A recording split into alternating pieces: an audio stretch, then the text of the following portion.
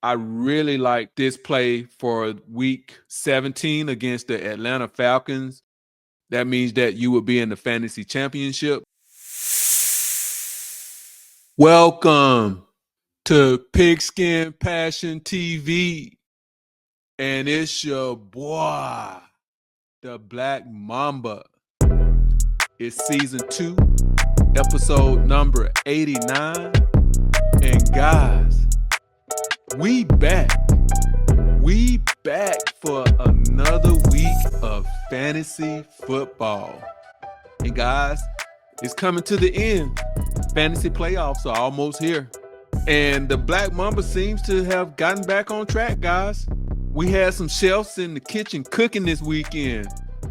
Not only did my quarterback get back there, the head chef, but we also had some sous chefs in there. And we cooked up a good meal for Satan's left nut. We served him a hot ale, and he walked out of the restaurant happy, guys. I was so happy that I was able to get this win, because had I not won this game, guys, it would have been a stressful 2 games. I still need to win at least one of the last 2, but this guy, Satan's left nut, and myself would have been tied for the division lead. And the division lead is pretty important, because if you win your division, you get a bye the first week of the fantasy playoffs. So that means you only have to win 1 game to actually get to the final. So I was happy to ink out this win, guys, and it was a big win. It put 2 games between he and I. So I at least have to win one of the last 2, or he loses one of the last 2 and I win the division. So a good week, guys. And with that said, let's jump into some waiver wire pickups this week. At quarterback, and I know you guys are saying, why do you keep giving this guy? And that's Drake May. And the answer is easy. It's because he's still on the waiver wire in most leagues, and I really don't understand it, especially if you had a quarterback that was on bye and you needed a quarterback to stream. But he's had top 12 finishes over 4 of the past 7 weeks. And what makes him really attractive to me is his rushing ability, in addition to his passing.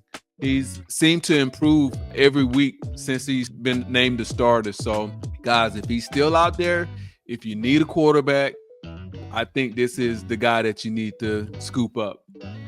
And at running back, Jeremy McNichols with the Washington Commanders.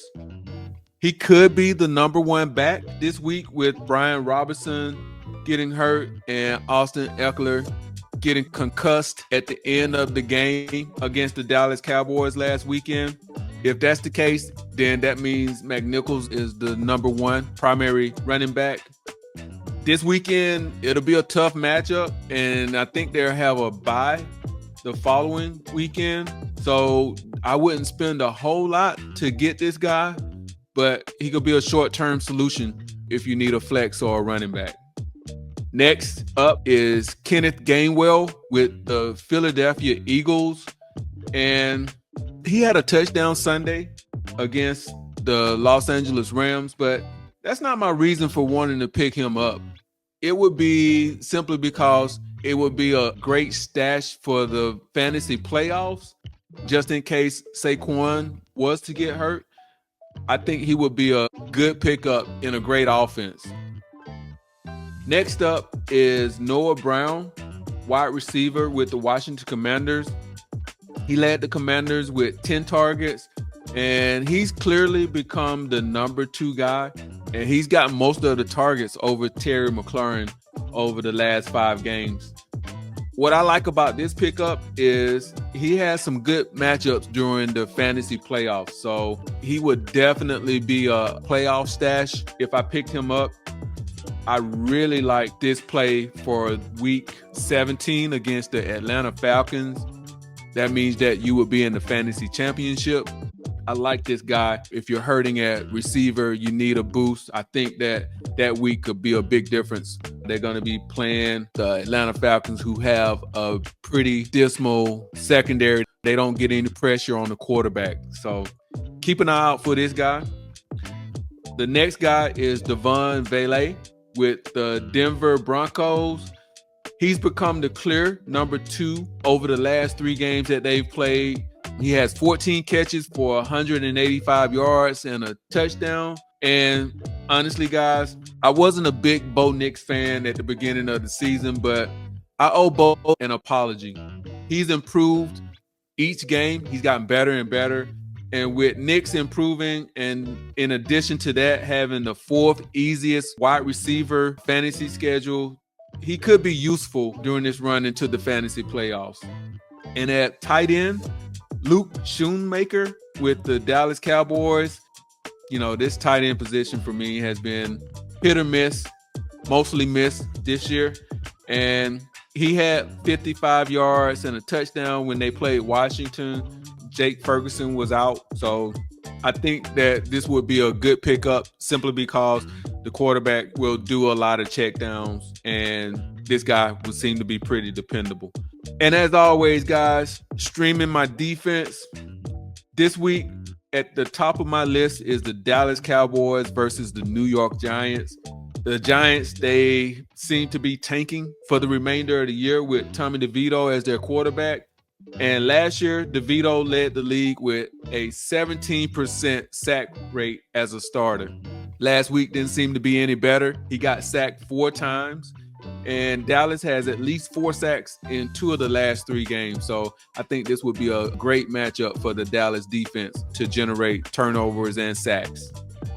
Next up, if I can't get Dallas, then the Indianapolis Colts would be my next choice against the New England Patriots. The Patriots, they're giving up 3 sacks and 2 turnovers per game over the last 4 games that they've played. And even though the play of Drake May has improved, they haven't scored over 20 points in 4 of the last 6 games.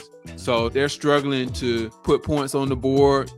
So I like the Colts as an alternative if I can't get the Cowboys.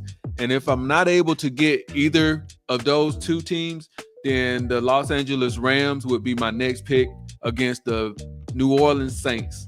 And the Rams, they've averaged 3 sacks per game over the last 5 games. And I know the defense had one of its worst outings against the Philadelphia Eagles this past weekend. But before that, they had a string of 6 solid outings.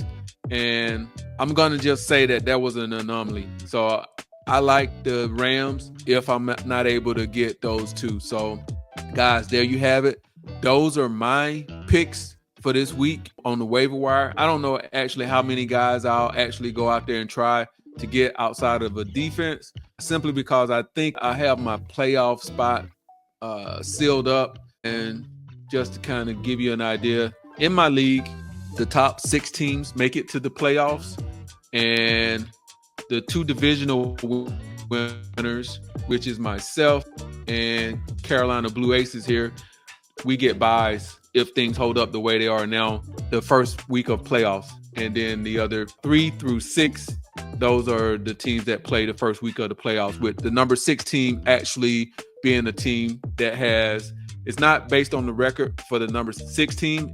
That would be based on the number of points that they have, which is this guy here, Run CMC. So yeah, that's a rundown of how the standings are in my league. And as you can see here, I have a 2-game lead over Satan's Left Nut. So unless I collapse and he gets hot, I should be the divisional winner and get the first week off in the playoffs. So there you have it, guys. And I hope you guys get out there and get some great pickups for this week, gearing up for your playoff run. And before I go, do me a favor. Spike that like, comment, subscribe. And it's your boy, the Black Mamba, out.